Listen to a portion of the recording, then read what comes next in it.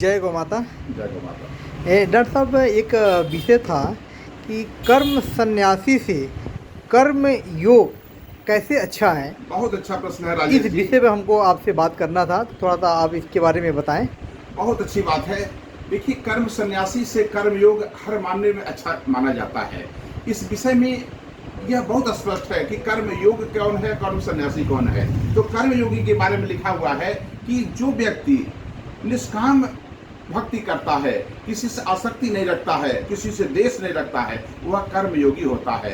हमारे श्रीमद् भगवद गीता के जो दूसरा श्लोक है और तीसरा श्लोक है, उसमें बहुत स्पष्ट वर्णन है कि उसमें भगवान कृष्ण कहते हैं कि जो कर्म संन्यास और कर्म योग, ये दोनों ही परम कल्याण के करने वाले हैं, परंतु उन दोनों में कर्म संन्यास से कर्म योग साधन में सुगम होता है।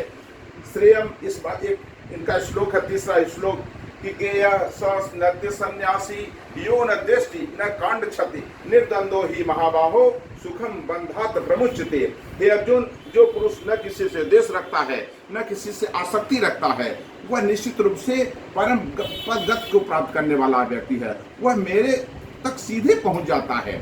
और इसके बाद इस श्रीमद् भगवद गीता का जो यह तीसरा श्लोक है 5वें अध्याय का, इस संदर्भ में भगवान ने बार बार ये भी बताने का प्रयास किया है कि आप कर्मयोगी बन कैसे सकते हैं। तो इस विषय पर भगवान ने श्रीमद् भगवद गीता में ही लिखा है कि मैं गायों में कामधेनु हूँ।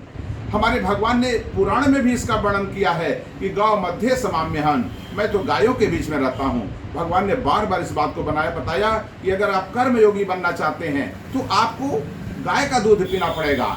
और इस बात को विज्ञान ने भी सिद्ध कर दिया है कि जो देसी गाय का दूध होता है और जो हमारे माँ का दूध होता है, दोनों में प्रोटीन पाया जाता है। और जब प्रोटीन वाला दूध कोई व्यक्ति पीता है तो हमेशा वह सात्विक कार्य करता है। हमारे श्रीमद् भगवद गीता के अलावा हमारे रामचरितमानस में भी लिखा है सात्विक श्रद्धा धेनु सुहाई। तो निश्चित रूप से जो कर्मयोगी की बात आप करते हैं, तो कर्मयोगी निश्चित रूप से बहुत अच्छी चीज है।